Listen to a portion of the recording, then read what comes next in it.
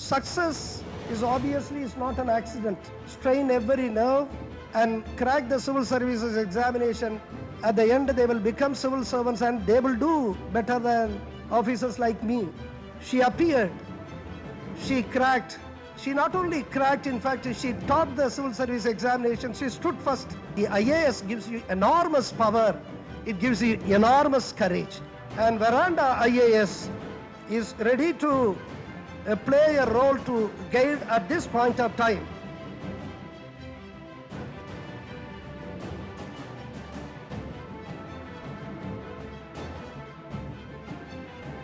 Veranda IAS, where your dream becomes reality. Hello everyone, welcome to the daily current affair analysis from Veranda IAS. Today we are going to see some of the important current affair topics from the day of 4th of July 2023. Moving on to the topics for the day. So as usual, we'll be discussing one important question from 2023 prelims, and after the question discussion, we'll be moving on to the editorial analysis from Indian Express today, eradicating sickle cell disease, securing the future of India's tribal communities, which can be mapped to GS2 health and also to the vulnerable communities. And then we'll be discussing about the all tricky script, which can be mapped to GS1 history, art and culture. And the next topic is about Panchayat Development Index report, which can be mapped to GS2 governance. Moving on to the previous year question 2023 prelims discussion, let us see the question. Which of the following organisms perform waggle dance for others of their kin to indicate the direction and the distance to a source of their food, which is a question asked from environment. Let us see the options. Option A, butterflies. Option B, dragonflies. Option C, honeybees. And option D, wasps. So here, dear friends, you should understand that a sophisticated method of spatial referential communication is actually the thing called as waggle dance. So a waggle run in which the bee waggles its abdomen as it advances is the focus of a figure 8 pattern that the dancer repeatedly repeats. And also, greater distances, for example, more retinal optical flow are communicated by longer waggle runs, and resource direction is communicated by the waggle direction angle also. So a fascinating illustration of how animals can exchange intricate information with one another is a waggle dance, and additionally it serves as a reminder of the values of bees to our ecosystem. So the right answer to this question is option C, honeybees, and I hope the explanation is clear to you. And now let us understand what is the relevance of this question in UPSC 2023, why it is being asked. But you should clearly understand that the UPSC has frequently tested various species behavioral characteristics also. Okay, so whenever this kind of we are coming across this interesting news of different species, it is very important to understand the behavioral characteristics of these species also. Moving on to the editorial analysis from Indian Express. Eradicating sickle cell disease, securing the future of India's tribal communities. Let us see the context for this editorial. So in Madhya Pradesh, Shahdol area, we can see government launched National Sickle Cell Anemia Elimination Mission, NSE. So here you should understand that like to bring the people from the bottom ladder of the society, government of India is continuously putting their efforts to ensure that the benefits of the countries are not just remaining only with the rich and influential, but also it should be available to the poorer sections of the society by advanced healthcare facilities and to reach such facilities to each and every individual of the society also. So now let us see ensuring the inclusive health to tribal communities, or how it is done. So you should understand that almost 8.6% of the total population is constituted by whom? The tribal communities. And we can see that there are approximately 706 different tribal communities are also present in our country. So now let us understand what is this sickle cell disease which is being there in the news. So you should understand that sickle cell is a genetic disorder in which a person's red blood cells become distorted and take on sickle-like shape. So what is the general shape of this red blood cells? You can see that it will be round in shape as such, but it will be those people who are having this genetic disorder of a sickle cell, they'll be having a distorted shape of the red blood cells. So how it will be? So you can see that the red blood cells will be taking the shape of a sickle like this. Okay, so you can see that the red blood cells shape is getting distorted. So this poses a significant threat to the future and existence of our indigenous populations, especially the vulnerable communities, and also it is imperative to prevent the spread of the diseases in a timely manner. For that, we can see a sickle cell anemia elimination mission of 2047 is being introduced. So in central budget recently for the financial year 23-24, government announced the launch of the national campaign called Sickle Cell Anemia Elimination Mission 2047 to eradicate this disease. So you should understand that it exists in two forms within the human body. What are the two forms? One is the sickle cell trait. What does that mean? In which individual does not exhibit any particular symptoms or any disease and they lives a very normal life. And the second form is that there will be some presence of symptoms that is related to sickle cell disease. Now let us see the state-wise statistics. In 13 states of the country, namely Rajasthan, Gujarat, Madhya Pradesh, Chhattisgarh, Jharkhand, West Bengal, Odisha, Telangana, Andhra Pradesh, Tamilnadu, Kerala, Karnataka and Maharashtra, there is a high prevalence of this disease. And also we can see that in 4 states, we can only see partial prevalence of this disease, namely Bihar, Assam, Uttarakhand and UP or Uttar Pradesh also. Okay, so let us see what should be the approach that we should take. What should be the inclusive approach for the elimination of this disease? So if a person is suffering from the sickle cell disease or the SCD, they faces numerous symptoms of health problems normally, including persistent pain, fatigue, anemia, which significantly impact their quality of life. So what is the reason for this kind of symptoms?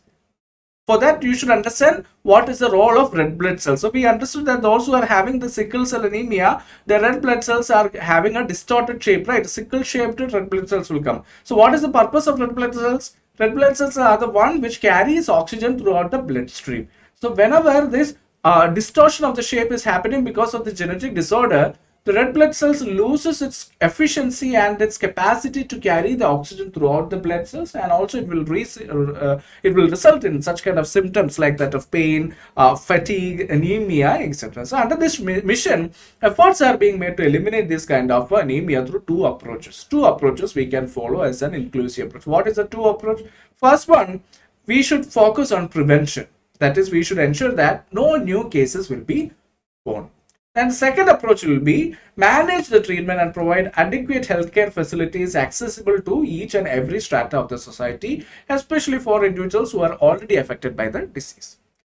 And for that, you should clearly understand that if two individuals with sickle cell trait, if they marry each other, there is a very high probability that the child that is being born will have the sickle cell disease. That is, a new generation is going to get passed on the same sickle cell disease. So that is against our first approach. What was our first approach? Our first approach was to focus on prevention. That is, we should make sure that new diseases are not born. Okay, so what should be done for that? By screening individuals for sickle cell trait before marriage. That is, these kind of vulnerable communities, especially the tribal communities who have the higher probability to get the sickle cell trait, before marriage itself, we should make sure that they don't have any symptoms as such. And for that, the Ministry of Health, in collaboration with the Ministry of Tribal Affairs and the states, they formulated a plan to screen approximately 70 million individuals who are aged between 0 to 40 years, who are belonging to the tribal community, and also those people who are residing in nearby 200 districts of 17 states within the next few years. And what is its objective? It is to eliminate sickle cell disease by the year of 2047. After screening, these individuals will be provided with smart cards. Okay, so this is our proposed agenda. They'll be provided with smart cards in their local language, enabling prospective partners to easily determine whether their future children will be affected by sickle cell diseases or not. If they are already affected or if they are already having such kind of a disorder, means they can take the treatment and make sure that it is not passed on to the next generation. So if that would happen, means they should get diagnosed or treated before even they are going for the marriage. Okay, so for implementing this agenda, there will be some challenges. Let us see what are the challenges. To implement this entire program, monitoring mechanisms will be established at various levels to ensure the participation. As also very important thing is to bring awareness on a very large scale. So individuals who are identified with the disease through screening, they will undergo regular testing, receive treatment and medications, vaccinations for preventing other diseases. Then what should be their diet plan or the dietary access? They have also should have access to timely counseling services, because they will be also having a lot of mental health issues when they are informed that they will be having this kind of genetic diseases or the stigma associated with it. For that, there should be timely counseling services. All of these provisions will be ensured under this scheme. Now, What this Ayushman Bharat scheme which we are having is one of the greatest example that India have shown towards the world, right? So what is the significant role that this Ayushman Bharat scheme can play for the sickle cell disease prevention? So we can see country has already established a great network of 1.6 lakh health and wellness centers since 2018, which has played a very crucial role in combating epidemics like COVID-19 also. We have seen that during that time. So these centers, they can play a very important role in eradicating or eliminating the diseases with along with any other diseases they are having. So we can see that they have trained healthcare workers, and also they have better facilities to provide a treatment for the sickle cell patients also. Not only that, in this digital world, we should have proper documentation, and also we should have the capability to build up technology. So we can see a web portal has already been created using the digital technology to maintain a complete record of the sickle cell patients of our country. So in such a scenario, what should be our conclusion? So you should understand that the government has allocated a sufficient budget, especially in this year's budget it was allocated, and also utilized advanced technologies, provided training to healthcare workers. They ensured the infrastructure through Ayushman Bharat scheme, and also made efforts to bring in social awareness and also to eliminate the stigma associated with this disease, participation to combat the disease. Everything have been done from the part of the government. And also we can see that in order to have a successful implementation of these agendas, we should definitely have a strong determination and policy decisions from the part of government as well as the bureaucrats. So therefore, this mission will definitely pay forward for the elimination of this disease by the year 2047, unless and until we are implementing it efficiently and effectively with proper determination, ensuring the preservation of India's tribal population, which has kept the country's heritage alive. Okay, so we can conclude it like that also. Moving on to the next topic, all tricky script. What is the context for this topic? The Prime Minister of India, for saluting the immortal tribal revolutionaries on whole divas, used all key chips for the Santali language. So you should understand that these kind of rebellions which happened in the 18th and the 19th centuries are very, very important with modern Indian history. So it can be connected to modern Indian history. At the same time, since it is based on Santals or the tribals, it can be connected to GS to vulnerable communities. At the same time, again, GS Vanilla, art and culture also, we can see that it can be connected also. Okay, so this all tricky script, it was created in the year 1925 by this man called as Raghunath Murmu. He is also a Santal tribe man. Okay, he was a writer and teacher from what is the Mayurbhanj state, which is now part of Odisha in India, and also he created a way to write the Santali Munda language. Okay. So all Chiki is also known as all Semet or all Sikhi, all or the Santali alphabet, and it was ultimately created as a way to promote the Santali culture. The great culture of those particular tribal people have to be promoted or have to be exhibited in front of the world. So for that, he understood that a medium of language to be written is very, very important. So that is how we can say that such a script was invented and was first publicized in the year 1939 at the Mayurbhanj State Exhibition also. And Murmu published over 150 books in Santali in the All-Chiki script, including novels, poetry, drama, grammars, dictionaries, and also about other information like language and script. Santali is also written with the Latin, Odia, Bengali, and Devanagari alphabets, and also spoken mainly in Jharkhand, in West Bengal states in northern India, and also northwestern Bangladesh, eastern Nepal, and Bhutan. So what is this holders?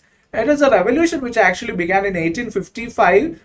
That means even 2 years before the uprising of 1857. So to commemorate that particular like historic modern national event, so we can say that Hul Divas is being celebrated. Moving on to the next topic, the Panchayat Development Index report.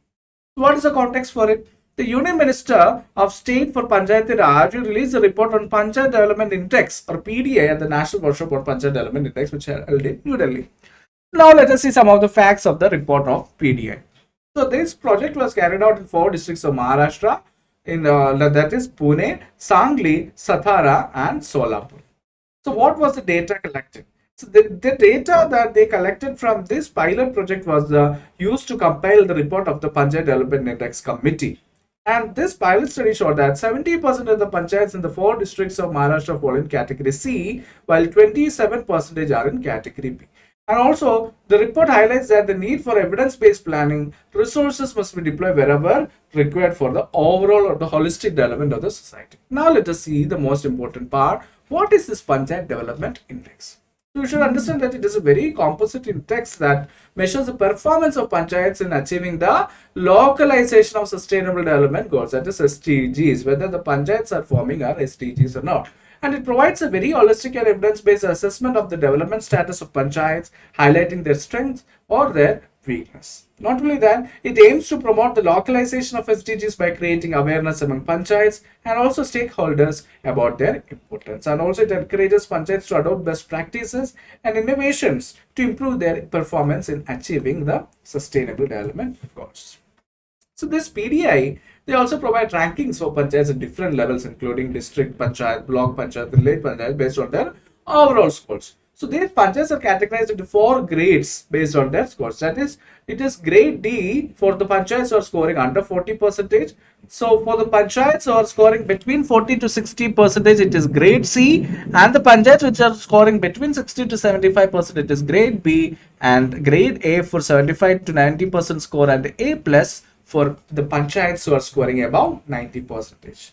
This PDI considers 9 themes for their own scoring, that is poverty free and enhanced livelihood, healthy village, child friendly village, water sufficient village, clean and green village, self sufficient infrastructure, socially just and secure village, good governance, and also women friendly villages. So these are the yardsticks based on which the scores are given for each of the districts and based on which the grading has been done.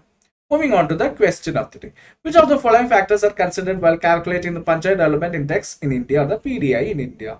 Option A, education, health and infrastructure. Option B, economy, industry and employment. Option C, governance, corruption and law and order. Option D, agriculture, irrigation and land use. So it is very evident that the most important or the most accurate among the options that is given or the computation is the option A. So the right answer to this question is option A, education, health and infrastructure are the very basic funda with which they are grading or scoring, giving scores for each of the panchayats as per the Panchayat Development Index. Okay, so with that we have come to the conclusion of today's daily current affair analysis. So unless and until we meet next time, this is Prince J signing off. Thank you.